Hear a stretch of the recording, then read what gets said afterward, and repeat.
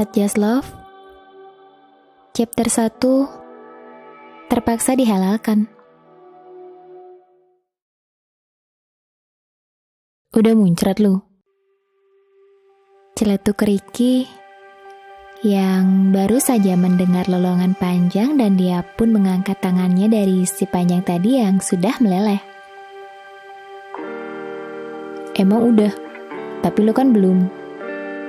Sini, gue puasin dulu. Ucap pria yang masih terengah-engah di sofa itu. Dia menatap Ricky yang baru saja membuka sarung tangan plastik dan membuangnya ke tempat sampah. Gak usah sekarang, gue buru-buru Bian. Ujar Ricky sambil dia membuka keran wastafel dan mencuci tangannya. Lo jadi pergi sekarang? Bian tampak tak setuju saat melihat anggukan kepala Ricky. Hatinya gundah. Lo jadi nikah sama cewek itu, Ricky? Dengan suara yang terdengar masih kecewa, Bian bertanya lagi pada Ricky yang sudah memakai kembali jasnya dan berjalan ke meja hendak mengambil kunci mobilnya. Jadi, Ricky lalu menengok pada Bian yang tadi bertanya dan masih duduk di sofa, masih polosan. Bahkan sesuatu yang memanjang dari tubuh Bian belum mengecil sempurna. Hari ini pernikahan gue. Lu gak usah nunggu gue malam ini. Penjelasan Ricky makin membuat Bian lesu. Gak bisa gitu. Lo gak nikah sama cewek pilihan bokap lo. Bian mulai mengutarakan unek-uneknya. Kenapa sih? Lu gak bilang aja kalau lu gak bisa nikah sama cewek. Karena lu udah punya gue. Biar kita sama-sama cowok. Tapi love is love. Gak ada yang salah sama cinta kita, Ricky. Kita damai berdua. Bian, stop. Ricky menegaskan. Dia tahu keputusan ini berat untuk dirinya dan Bian. Apalagi hubungan mereka sudah dirajut selama 7 tahun. Tapi Ricky tak punya pilihan. Sorry Bian, gue udah jelasin dari seminggu lalu tentang keinginan bokap gue. Ricky lalu melangkah, mendekat pada Bian dan memegang bahu kekar Bian. Bokap gue cuman punya anak gue aja. Dan lo tahu, kalau gue gak mungkin bilang enggak kalau bokap gue minta sesuatu. Termasuk buat lihat gue nikah dan punya anak. Gue gak bisa ngecewain dia. Terus, lo bakal ninggalin gue gini aja? Main sama cewek itu bikin gue merana. Ricky agak berat juga saat air mata Bian meleleh. Tapi lebih berat lagi kalau dia harus membuat ayah yang selama ini membesarkannya kecewa. Gue tetap sayang kok sama lo. Hubungan kita akan tetap kayak biasa. Lu sama gue gak akan ada yang misahin. Kita akan terus bersama. Gue bakal mikirin gimana caranya gue bisa pisah sama itu cewek. Tapi untuk sementara ini, coba sabar dulu aja. Tunggu gue. Lo bakalan main sama tuh cewek demi keturunan keluarga lo. Lo bakalan main sama tuh cewek hanya demi keturunan keluarga lo. Pertanyaan Bian yang dijawab Ricky dengan gelengan kepalanya. Gue cuma nyumbang benih aja. Pembuahan di luar. Gue bakal bujuk cewek itu. Lo jangan khawatir. Gue gak ada feel sama cewek. Itu ungkapan terakhir dari Ricky ke pasangan sesama jenisnya sebelum dirinya mengucup dahi Bian dan meninggalkan apartemen mereka. Bian dan Ricky adalah teman satu SMP. Mereka sudah kenal cukup lama. Tapi hubungan mereka ini baru 7 tahun. Ada banyak hal yang membuat mereka nyaman, sehingga menjadi pasangan satu jenis. Tapi Ricky tak mungkin mengatakan ini pada ayahnya, Sudrajat. Ricky masih terlihat normal di hadapan Sudrajat. Syukurlah kau pulang tepat waktu, Ricky. Sudrajat, ayah Ricky memang sudah menunggu di ruang tamunya. Jam sudah menunjukkan pukul 7 pagi, sehingga dia gak cemas, apalagi pernikahan itu akan dilaksanakan jam 9 pagi. Maaf, aku telat ayah. Ada banyak urusan di perusahaan yang harus aku urus. Ucap Ricky yang menggunakan alasan pekerjaannya sebagai excuse kepada Sudrajat. Kerja boleh, tapi ingat, istirahat juga, Ki. Kamu jangan terlalu lelah. Buat hidupmu balance antara kerja untuk dunia, istirahat untuk fisikmu, dan ibadah untuk akhirat, Ricky. Pesan itu bukan sekali diucapkan oleh Sudrajat untuk putranya. Dia sudah berkali-kali mengutarakan ini, dan Ricky hanya bisa mengangguk menurut saja di hadapannya. Meskipun di belakang, Sudrajat tentu saja tidak bisa melihat apa saja yang dilakukan anaknya di luar sana. Apa kita sekarang ke rumah mempelai wanitanya, ya? Ricky nampaknya tak ingin terlalu memperpanjang pembicaraan ke sesuatu yang sensitif. Jadi, langsung ke intinya saja, supaya dirinya bisa segera membicarakan niatnya pada sang wanita. Rencana yang sudah dipikirkannya.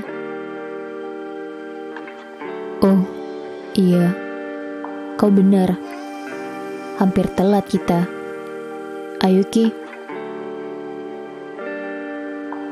Sudrajat suka lupa kalau sudah berpetuah. Mereka berdua pun langsung menuju ke arah mobil. Tak banyak iring-iringan yang dibawa oleh Ricky dan ayahnya. Hanya kerabat dari keluarga besar ayahnya saja yang menemani mereka ke rumah calon mempelai wanita. Tak lebih dari 2 mobil di belakang mereka. Ayah, rumahnya pelosok begini sih. Kenapa nikahannya nggak sewa gedung aja? Ricky sanggup membayarnya. Protes Ricky setelah 1,5 jam berlalu. Mereka pun tiba di kawasan Parung, Bogor.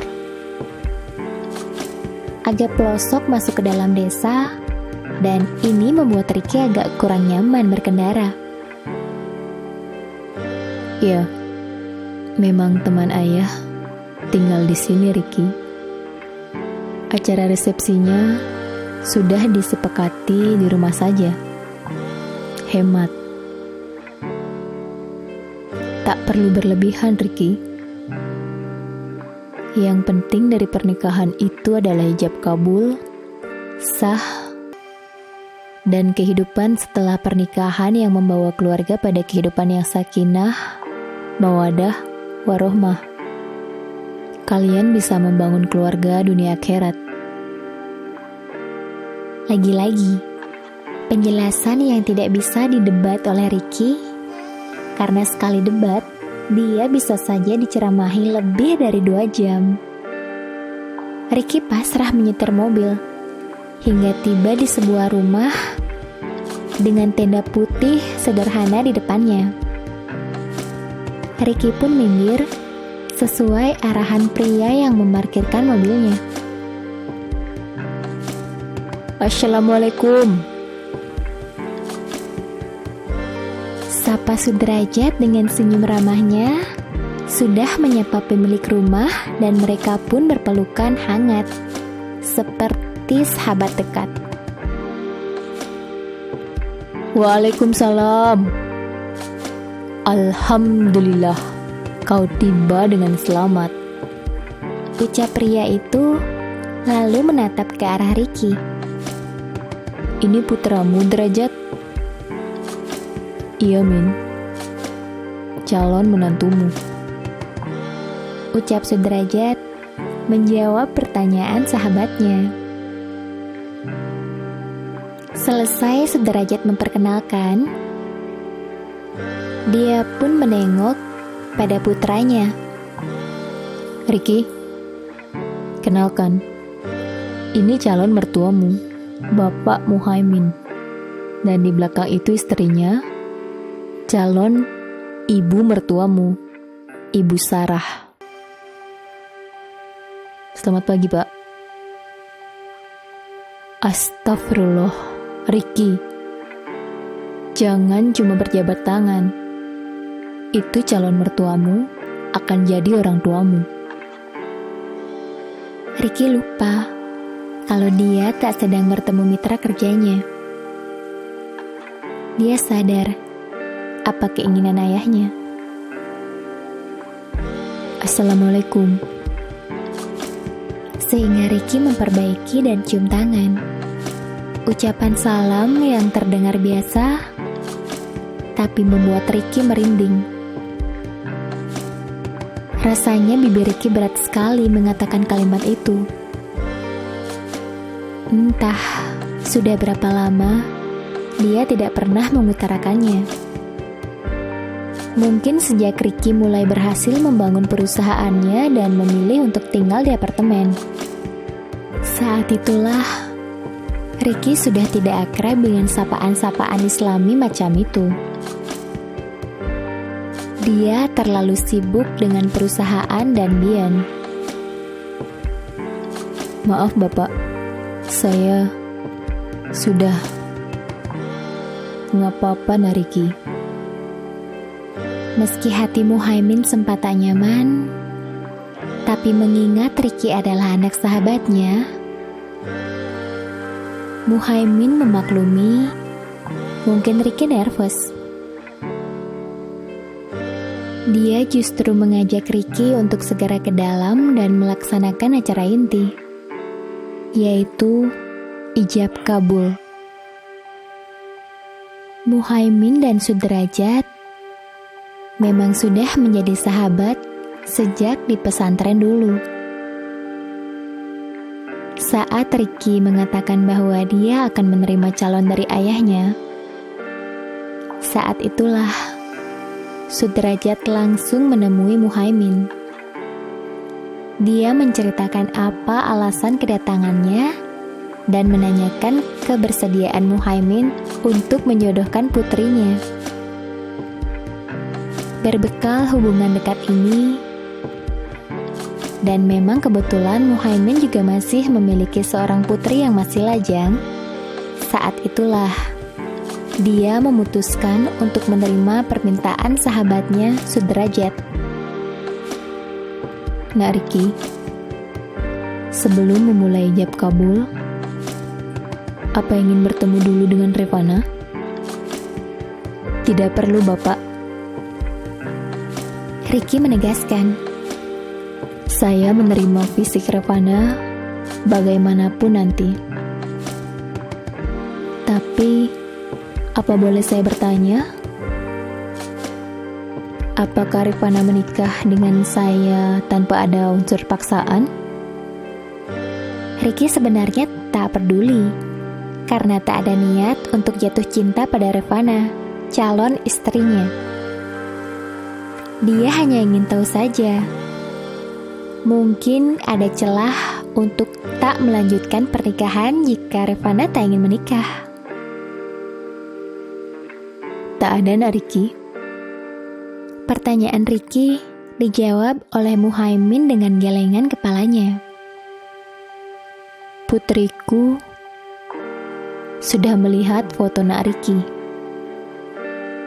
Diinformasikan juga tentang pekerjaan Nak Ricky, dan Reva tidak ada keberatan untuk menikah dengan Nak Ricky. Sahabatku dan ayah Nak Ricky, Derajat, juga sudah bertemu dan bicara dengan putriku Reva. Fix, tak ada jalan mundur untuk pernikahan ini. Kalau begitu, mari kita mulai ijab kabulnya.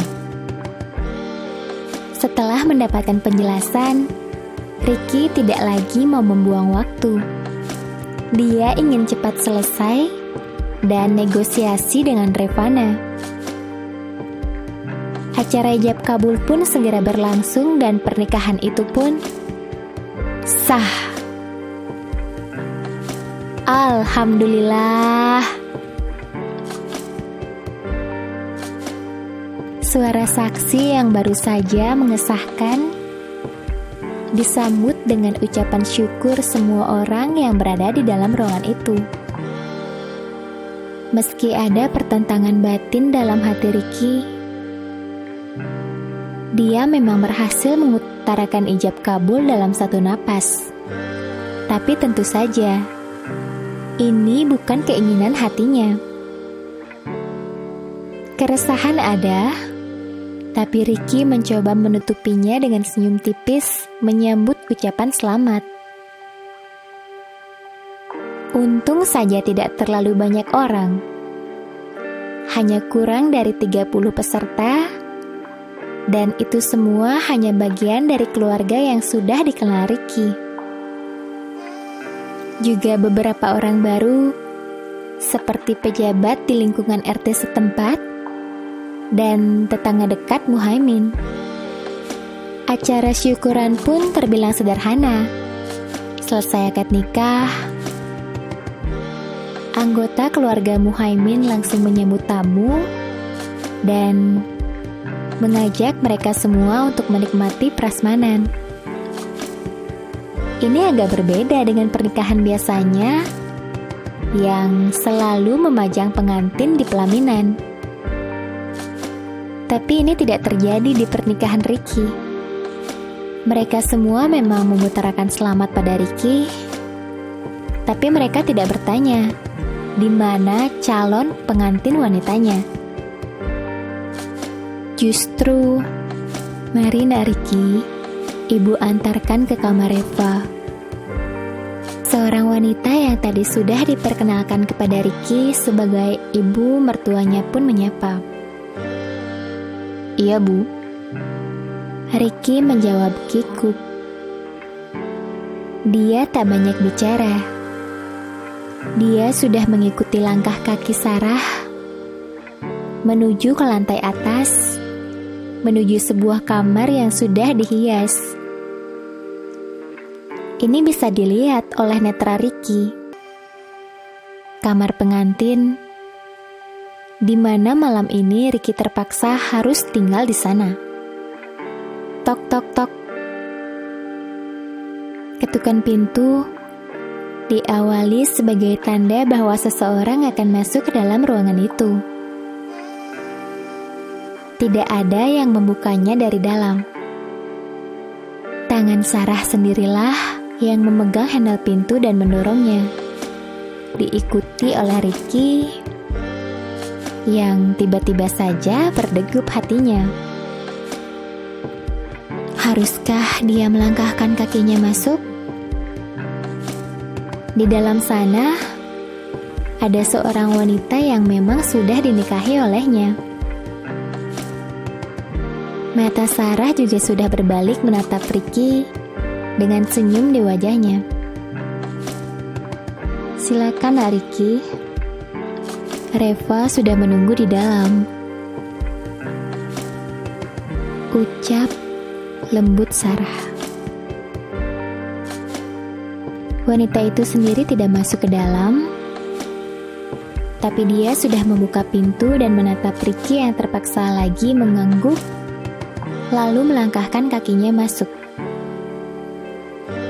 Klek. Dan suara pintu yang ditutup bukan hanya mengagetkan Ricky. Wanita yang ada di dalam sana, yang juga terlihat cemas, masih dengan wajahnya yang... Kenapa ditutup begitu? Dia pakai cadar. Ricky sedikit terhenyak. Wanita yang dinikahinya bukan wanita biasa. Wanita yang tampak nervous, sama sepertinya, menunduk dalam, dan Ricky bisa melihat kegugupannya. Tapi, Assalamualaikum Kak. Meski gugup dan suaranya terdengar serak dan pecah, Reva sudah memberanikan diri untuk menyapa Ricky lebih dulu. Untung saja, karena Ricky sendiri tidak yakin kalau dirinya bisa menyapa Reva. Ini berat untuknya. Dia masih shock. Waalaikumsalam. Ricky akhirnya berhasil menjawab. Kamu Revana? Iya Kak, ucap Revana. Ricky sendiri merasa bodoh bertanya begitu. Jelas itu Revana. Memang siapa lagi yang memakai pakaian kebaya di dalam kamar pengantin kalau bukan pengantinnya? Lalu apa lagi yang harus Ricky perbuat? Dia canggung. Nah, kan gak mungkin Ricky berdiri di sana saja. Dia pun melangkahkan kakinya mendekat, dan ini membuat Revana juga makin gemetaran. Makin menunduk dalam, meski wajahnya tak terlihat. Revana merasa malu. Apa yang terjadi dengan mereka ketika keduanya gugup? Aku harus berhasil bicara dengannya dan membuat kesepakatan. Tapi sebelumnya, aku harus membuatnya nggak gugup lagi. Bisik Ricky di hatinya, dan dia pun berusaha mencari pembicaraan untuk mencarikan suasana. Tapi apa? Sambil jalan, Ricky berpikir hingga dia mengingat sesuatu di saku celananya. Saat itu juga, Ricky merogoh saku celana itu sebelum dia berdiri tepat di hadapan Revana. Revana, ini cincin pernikahan kita. Boleh aku sematkan di jarimu? Sampai jumpa di video berikutnya. Pastikan subscribe dan nyalakan lonceng notifikasi agar tidak ketinggalan episode berikutnya ya. Terima kasih.